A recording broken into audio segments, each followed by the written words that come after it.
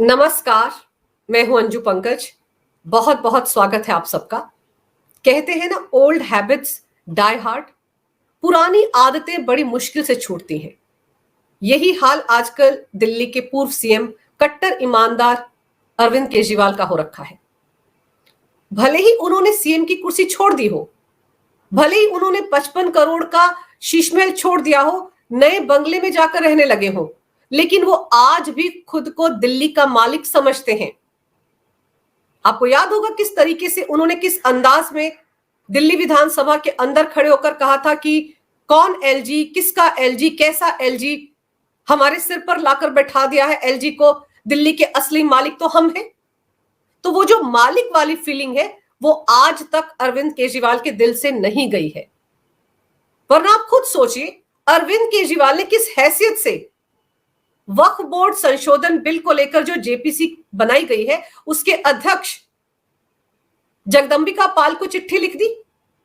अरविंद केजरीवाल ने जगदंबिका पाल को चिट्ठी लिखी और ये जानकारी दी कि जो प्रारंभिक रिपोर्ट दिल्ली वक्फ बोर्ड के एडमिनिस्ट्रेटर प्रशासक अश्विनी कुमार ने जेपीसी के सामने रखी है, उस रिपोर्ट पर उन्होंने दिल्ली सरकार का अप्रूवल नहीं लिया है। उनकी जानकारी के बिना वो रिपोर्ट जेपीसी के सामने रखी गई है, इसलिए उसे अमान्य करार दिया जाए। और दिलचस्प यह है कि पिछले 2 दिन से सोमवार और मंगलवार को जेपीसी की बैठकें तो हुई, लेकिन सिर्फ हंगामा होता रहा। इस बात को लेकर बवाल हुआ कि अश्विनी कुमार, जो कि एमसीडी के कमिश्नर भी हैं और प्रशासक है दिल्ली वक्फ बोर्ड के, उन्होंने कैसे दिल्ली सरकार के अप्रूवल के बिना ये प्रारंभिक रिपोर्ट जेपीसी के सामने रख दी। बायकॉट किया बैठक का, संजय सिंह समेत कई सांसद बैठक छोड़कर चले गए। और मंगलवार को यह खबर आई कि अरविंद केजरीवाल ने एक चिट्ठी लिखी है। तो जब पहला सवाल इस चिट्ठी को लेकर जगदंबिका पाल से पूछा गया तो उनका रिएक्शन यह था कि अरविंद केजरीवाल चिट्ठी कैसे लिख सकते हैं। सवाल बिल्कुल वाजिब है कि अरविंद केजरीवाल किस हैसियत से चिट्ठी लिख सकते हैं। दिल्ली वक्फ बोर्ड को लेकर अगर कोई ऐतराज होगा तो दिल्ली की सीएम चिट्ठी लिख सकती हैं और ज्यादा से ज्यादा आम आदमी पार्टी के वो सांसद चिट्ठी लिख सकते हैं जो जेपीसी के मेंबर हैं। लेकिन अरविंद केजरीवाल, जो सिर्फ आम आदमी पार्टी के संयोजक हैं, वो किस हैसियत से ये चिट्ठी लिख सकते हैं। और फिर सबसे अहम बात यह कि ये चिट्ठी तो मंगलवार को ही जगदंबिका पाल को मिली, लेकिन उनको चिट्ठी मिलने से पहले ही इस चिट्ठी में क्या कुछ लिखा गया था, क्या क्या ऑब्जेक्शंस खड़े किए गए थे आम आदमी पार्टी की तरफ से, वो सारी खबर मीडिया में लीक कर दी गई थी। और इसी बात को लेकर जेपीसी के अध्यक्ष जगदंबिका पाल ने कहा कि हमारा प्रयास जेपीसी चर्चाओं को गोपनीय रखना है। अगर कोई हमें पत्र भेजता है और कोई इसे लीक कर देता है तो ये हमें परेशान नहीं करता, क्योंकि ये हमारी जिम्मेदारी का हिस्सा नहीं है। लेकिन फिर भी उनका ये कहना था कि पत्र में क्या कुछ बातें लिखी गई हैं, कम से कम इसको लीक नहीं करना चाहिए था आम आदमी पार्टी को।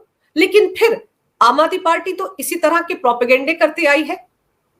आम आदमी पार्टी को तो बहुत सख्त एतराज था कि ये जो रिपोर्ट पेश की गई थी अश्विनी कुमार की तरफ से, इसमें बहुत सी ऐसी बातें सामने रखी गई थी जो अमानतुल्लाह खान से जुड़ी हुई थी। अमानतुल्लाह खान आम आदमी पार्टी के ओखला से विधायक, जो इस वक्त दिल्ली वक्फ बोर्ड में धांधली के चलते मनी लॉन्ड्रिंग के आरोप में तिहाड़ जेल में बंद हैं। उन्होंने किस तरीके से दिल्ली वक्फ बोर्ड को चूना लगाया, उसका पूरा कच्चा चिट्ठा इस रिपोर्ट में था। 35 लोगों को उन्होंने नियम कायदों को ताक पर रखकर तब नौकरियां दी थी जब वो दिल्ली वक्फ बोर्ड के अध्यक्ष थे। और ये जो 35 लोग हैं, ये सब के सब या तो उनके रिश्तेदार थे या आम आदमी पार्टी के कार्यकर्ता थे। कहा जाता है कि उनसे पैसे भी वसूले थे अमानतुल्लाह खान ने, और फिर दिल्ली वक्फ बोर्ड में जो प्रॉपर्टीज थी उनको भी बेचा गया, उससे भी काली कमाई की अमानतुल्लाह खान ने। और जो पैसा उन्होंने इस तरीके से इकट्ठा किया, उस पैसे से अपने नजदीकी लोगों के नाम पर उन्होंने प्रॉपर्टियां बनाई। इसके आरोप में उनको ईडी ने गिरफ्तार किया था और अभी भी वो तिहाड़ जेल में है। तो अमानतुल्लाह खान के मामले की जांच पड़ताल ईडी और सीबीआई भी कर रहे हैं, और साथ ही साथ प्रशासक अश्विनी कुमार ने भी उस मामले की जांच पड़ताल की थी। और अश्विनी कुमार ने इस रिपोर्ट में अमानतुल्लाह खान ने किस किस तरह की धांधलियां की, दिल्ली वक्फ बोर्ड में कैसे कैसे नौकरियां दी, कहां कहां की प्रॉपर्टी खरीदी, कहां कहां की प्रॉपर्टी बेची, कैसे अपने रिश्तेदारों के नाम पर प्रॉपर्टीज बनाई, इसका पूरा कच्चा चिट्ठा इस रिपोर्ट में रखा गया है। तो क्या जब वो ये रिपोर्ट लेकर आतिशी मारलेना के पास जाते तो क्या वो इस रिपोर्ट को हरी झंडी दिखा देती? वो अपने ही विधायक के खिलाफ तैयार की गई इस रिपोर्ट को जेपीसी के सामने पेश होने देती? ये कैसी दलीलें दी जा रही हैं आम आदमी पार्टी की तरफ से कि अश्विनी कुमार ने प्रारंभिक रिपोर्ट के लिए दिल्ली सरकार से अप्रूवल नहीं लिया। सोमवार को तो इस बात को लेकर हंगामा हो गया था कि अश्विनी कुमार तो गैर मुस्लिम सदस्य हैं दिल्ली वक्फ बोर्ड के और कानून के हिसाब से उनको तो अधिकार ही नहीं है दिल्ली वक्फ बोर्ड के बारे में इस तरह की रिपोर्ट जेपीसी के सामने रखने का। संजय सिंह के साथ साथ बाकी विपक्षी सांसदों ने भी इस बैठक का बायकॉट कर दिया था। हालांकि बाद में वो इस बैठक में शामिल होने के लिए लौट आए थे, लेकिन मंगलवार को तो हर कोई हैरान था कि अरविंद केजरीवाल ने किस हैसियत से ये चिट्ठी लिख दी। अरविंद केजरीवाल आतिशी मारलेना से कह सकते थे कि वो ये चिट्ठी लिखे, लेकिन उन्होंने अपने नाम से ये चिट्ठी लिखकर साबित कर दिया कि वो दिल्ली के मालिक आज भी हैं। आज भी वो अपने आप को सीएम ही समझते हैं। वो जो खाली कुर्सी रखी हुई है आतिशी मारलेना की बगल में, उस पर वो अदृश्य रूप से बैठकर राज कर ही रहे हैं। ये उन्होंने खुद ब खुद साबित कर दिया। और फिर एक और जोरदार झटका आम आदमी पार्टी को मंगलवार को उस वक्त लगा जब ईडी ने एक सप्लीमेंट्री चार्जशीट अमानतुल्लाह खान के मनी लॉन्ड्रिंग मामले में राउस एवेन्यू कोर्ट में पेश कर दी। ईडी ने 110 पन्नों की सप्लीमेंट्री चार्जशीट में ओखला से आम आदमी पार्टी के विधायक अमानतुल्लाह खान और एक महिला मरियम सिद्दीकी को आरोपी बनाया है। हालांकि ईडी ने आरोपी मरियम सिद्दीकी को अभी तक गिरफ्तार नहीं किया है। गौर करने वाली बात यह है कि 21 अक्टूबर को ही अमानतुल्लाह खान की न्यायिक हिरासत को कोर्ट ने 5 नवंबर तक बढ़ा दिया था। राउस एवेन्यू कोर्ट के स्पेशल जज विशाल गोगने ने सप्लीमेंट्री चार्जशीट पर सुनवाई 4 नवंबर को रखी है और अमानतुल्लाह खान की जमानत पर 7 नवंबर को सुनवाई करने का आदेश दिया है। यानी कि 7 नवंबर तक तो अमानतुल्लाह खान को तिहाड़ जेल में रहना ही होगा। और चूंकि ये मामला अभी निचली अदालत में चल रहा है और इसीलिए अभिषेक मनु सिंघवी इसमें हाजिर नहीं हुए होंगे, लेकिन अगर राउस एवेन्यू कोर्ट में 7 नवंबर को अमानतुल्लाह खान की जमानत याचिका खारिज हो गई और फिर वो दिल्ली हाई कोर्ट गए या सुप्रीम कोर्ट गए, तब बड़े वकील उनके मामले को संभालेंगे। तो अभी सबकी नजरें 7 नवंबर पर है। लेकिन सबसे अहम बात यह है कि ये जो सप्लीमेंट्री चार्जशीट है, इसने अमानतुल्लाह खान की दिक्कतें बढ़ा दी हैं। और फिर आपको याद होगा 2 सितंबर को ही ईडी ने अमानतुल्लाह खान को काफी ड्रामे के बाद गिरफ्तार किया था। ईडी के अधिकारी कितनी देर तक उनके घर के बाहर खड़े रहे थे और वो डर डर कर अंदर से बात कर रहे थे और सोशल मीडिया पर लगातार वीडियो अपलोड कर रहे थे।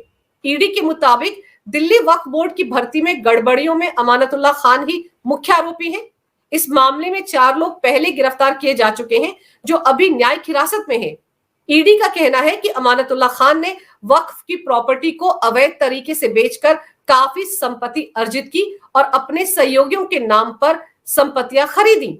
और ईडी ने अमानतुल्लाह खान के ठिकानों पर छापे भी मारे थे और इस दौरान कई दस्तावेज और डिजिटल सबूत ऐसे मिले हैं जिनसे पता चलता है कि वो मनी लॉन्ड्रिंग के अपराध में लिप्त रहे हैं। तो ये जो सप्लीमेंट्री चार्जशीट है, इसके दाखिल होने से अमानतुल्लाह खान की दिक्कतें तो बढ़ी हैं, लेकिन साथ ही साथ आम आदमी पार्टी की दिक्कतें भी बढ़ गई हैं। अमानतुल्लाह खान अरविंद केजरीवाल के बहुत नजदीकी माने जाते हैं। अभी जब सत्येंद्र जैन तिहाड़ जेल से रिहा होकर आए थे, आपको याद होगा, तब अरविंद केजरीवाल ने कहा था कि सारे देशभक्त जेल से बाहर आ गए हैं, सिर्फ अमानतुल्लाह खान बचे हैं और बहुत जल्द वो भी बाहर आ जाएंगे। बड़े बड़े लॉयर्स उनका केस भी लड़ रहे हैं। तो अगर बड़े बड़े लॉयर्स उनका केस लड़ रहे हैं तो आप सोच सकते हैं कि वो अरविंद केजरीवाल के कितने नजदीकी है। और बड़े लॉयर से मतलब अभिषेक मनु सिंघवी से ही है, क्योंकि आम आदमी पार्टी के नेताओं से जुड़े मामलों की पैरवी अभिषेक मनु सिंघवी ही करते हैं। हो सकता है कि ऐसे में अरविंद केजरीवाल ने अमानतुल्लाह खान के केस की जिम्मेदारी भी अभिषेक मनु सिंघवी को सौंपती हो। लेकिन जिस तरह के आरोप सप्लीमेंट्री चार्जशीट में लगाए गए हैं, उससे साफ है कि वक्फ बोर्ड का अध्यक्ष रहते हुए अमानतुल्लाह खान ने जो खेल खेला उसमें वो अकेले नहीं है। और ऐसा भी नहीं हो सकता कि वो जब धांधली कर रहे थे तो अरविंद केजरीवाल को इस बारे में कोई जानकारी नहीं थी। आखिर वो अरविंद केजरीवाल की पार्टी के ही विधायक है। अरविंद केजरीवाल ने ही उनको दिल्ली वक्फ बोर्ड का अध्यक्ष बनाया था। तो सारी जानकारी तो होगी अरविंद केजरीवाल को कि क्या क्या धांधलियां उनके लाडले अमानतुल्लाह खान ने की। तो इसीलिए इस सप्लीमेंट्री चार्जशीट में जो जो खुलासे किए गए हैं ईडी की तरफ से, उनकी आंच आम आदमी पार्टी के संयोजक तक भी पहुंचेगी। ऐसे में ये बातें भी सामने आएंगी कि किस तरीके से केजरीवाल सरकार ने 111 करोड़ रुपए का ग्रांट दिल्ली वक्फ बोर्ड को दिया था, कौन कौन सी प्रॉपर्टीज दिल्ली वक्फ बोर्ड के नाम कर दी थी, इसका भी तो पूरा कच्चा चिट्ठा खुलेगा। और इस रिपोर्ट में ये सारी बातें भी लिखी गई होंगी अश्विनी कुमार की तरफ से। और आपको याद होगा एक आरटीआई एक्टिविस्ट है अजय बोस, उन्होंने एक आरटीआई डाली थी और उसमें जो जवाब आया था उसके मुताबिक साल 2015-16 में दिल्ली की केजरीवाल सरकार ने दिल्ली वक्फ बोर्ड को 1 करोड़ 25 लाख रुपए का ग्रांट दिया था। यह पहला साल था केजरीवाल सरकार का जब 1.25 करोड़ रुपए दिल्ली वक्फ बोर्ड को दिए गए थे। इसके बाद ये राशि हर साल बढ़ाई गई। साल 2016-17 में 1 करोड़ 37 लाख रुपए दिए गए थे दिल्ली वक्फ बोर्ड को। और यहां यह समझना भी जरूरी है कि आखिर दिल्ली वक्फ बोर्ड पर अरविंद केजरीवाल इतने मेहरबान क्यों थे। उसकी सिर्फ एक वजह है कि आम आदमी पार्टी का अपना कोई कैडर ही नहीं था। एक तरफ उन्होंने मुफ्त की रेवड़ियां बांटकर एक जमात खड़ी की जो उनके साथ नजर आती है आज की तारीख में भी, जिनको मुफ्त में बिजली, मुफ्त में पानी, मुफ्त में बस यात्रा, महिलाओं को, बुजुर्गों को मुफ्त में तीर्थ यात्रा। और अब कहा जा रहा है कि दिल्ली की हर एक महिला जो 18 साल से ऊपर की उम्र की है उसको हर महीने उसके खाते में 1-1 हजार रुपए दिए जाएंगे। तो एक तरफ तो मुफ्त की रेवड़ियों वाली जमात आम आदमी पार्टी ने खड़ी की और दूसरी तरफ अरविंद केजरीवाल ने मुस्लिम वोट बैंक को अपने साथ जोड़ने की कवायद शुरुआत से ही कर दी थी। और इसीलिए 2015-16 में 1.25 करोड़ रुपए जो दिल्ली के टैक्स पेयर के पैसे हैं वो दिल्ली वक्फ बोर्ड को दिए गए। उसके बाद 2016-17 में 1 करोड़ 37 लाख रुपए दिए गए। फिर 2017-18 में 5 करोड़ रुपए दिल्ली वक्फ बोर्ड को दिए गए। हालांकि 2020-21 में कोरोना के चलते दिल्ली सरकार की तरफ से कोई राशि नहीं दी गई, लेकिन आंकड़े ये बताते हैं कि 2015 से 2022 तक अरविंद केजरीवाल ने हर साल औसतन लगभग 14 करोड़ 50 लाख रुपए की सार्वजनिक राशि दिल्ली वक्फ बोर्ड को दी। दिल्ली सरकार द्वारा वक्फ बोर्ड को सौंपा गया ये पैसा दिल्ली की आम जनता का है, दिल्ली के टैक्स पेयर का है, लेकिन अपने वोट बैंक को चमकाने के लिए एक समुदाय विशेष को ये पैसा सौंपा गया ताकि आम आदमी पार्टी को इससे फायदा हो। अब जब अश्विनी कुमार जो एडमिनिस्ट्रेटर है दिल्ली वक्फ बोर्ड के, उन्होंने ये सारी जानकारी भी तो जुटाई होगी कि क्या क्या फायदा हुआ है दिल्ली वक्फ बोर्ड से। और आम आदमी पार्टी की ये कोशिश है कि ये सारी जानकारी पब्लिक डोमेन में ना जाए, किसी को पता ना चले कि अंदर खाने दिल्ली वक्फ बोर्ड के नाम पर आम आदमी पार्टी किस तरह की धांधली कर रही थी। अमानतुल्लाह खान ने तो छिपा लिया था, आम आदमी पार्टी के नेताओं ने भी छिपा लिया था, लेकिन जो प्रशासक है, एडमिनिस्ट्रेटर है, जो एमसीडी के कमिश्नर है अश्विनी कुमार, जो दिल्ली वक्फ बोर्ड को भी संभाल रहे हैं, उन्होंने तो अपनी रिपोर्ट में ये सारी बातें उजागर कर दी। और फिर दिल्ली वक्फ बोर्ड को लेकर आम आदमी पार्टी को चिंतित होना जरूरी भी है। जिस तरीके से इस बार आम आदमी पार्टी दिल्ली विधानसभा चुनाव लड़ने जा रही है वो अपने आप में एक बहुत ही चुनौतीपूर्ण चुनाव होने वाला है, क्योंकि 2020 में आम आदमी पार्टी के तमाम नेताओं पर भ्रष्टाचार के आरोप नहीं थे। 2020 के मुकाबले 2025 तक आम आदमी पार्टी के, जिसे कहते हैं ना कि टॉप के 6 लीडर तिहाड़ जेल की सैर करके आए हैं। एक नहीं कई भ्रष्टाचार के आरोप हैं। अरविंद केजरीवाल खुद 177 दिन तक तिहाड़ जेल रहकर आए हैं। सिसोदिया 17 महीने रहे हैं। सत्येंद्र जैन 2 साल रहकर आए हैं। 6 महीने संजय सिंह रहे हैं। 22 महीने तक विजय नायर रहा है। और अरविंद केजरीवाल का पूर्व पीए विभव कुमार भी 4 महीने तिहाड़ जेल रहकर आया है। तो अरविंद केजरीवाल जानते हैं कि इस बार चुनाव लड़ना उनके लिए टेढ़ी खीर है। कितनी बार वो लोगों के सामने अपनी सफाई पेश करेंगे? और इस वक्त अगर अमानतुल्लाह खान फंस जाते हैं दिल्ली वक्फ बोर्ड की धांधली के मामले में और आम आदमी पार्टी उनका साथ नहीं देती है, तो फिर अरविंद केजरीवाल को लेने के देने पड़ जाएंगे, क्योंकि उनका तो सारा वोट बैंक मुस्लिम वोट बैंक है, जो कभी कांग्रेस का वोट बैंक हुआ करता था। कांग्रेस की जड़ें काट कर ही अरविंद केजरीवाल सत्ता में आए थे दिल्ली में। और जिस पार्टी की ना अपनी कोई विचारधारा है, ना कोई कैडर है, वो पार्टी किस तरह से सरवाइव करेगी? वो इसी तरह से सरवाइव कर सकती है मुस्लिम तुष्टीकरण की राजनीति करके। इसीलिए दिल्ली वक्फ बोर्ड को अरविंद केजरीवाल ने सबसे ज्यादा पैसा दिया, अपनी जेब से निकालकर पैसा नहीं दिया। दिल्ली के टैक्स पेयर का वो पैसा जो दिल्ली की वेलफेयर स्कीम्स पर खर्च होना चाहिए था, वो पैसा दिल्ली वक्फ बोर्ड को दिया गया।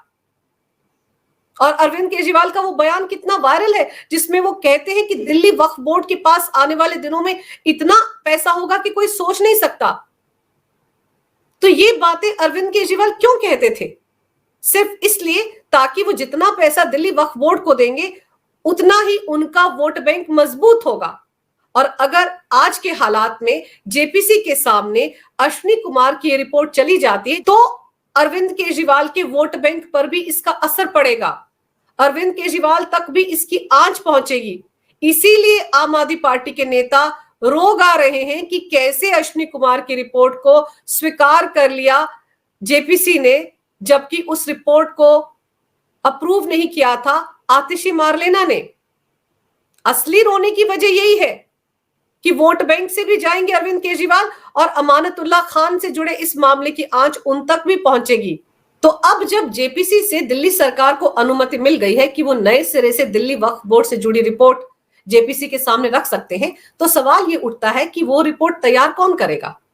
क्या दिल्ली वक्फ बोर्ड के प्रशासक अश्विनी कुमार की जानकारी के बिना यह रिपोर्ट तैयार हो सकती है?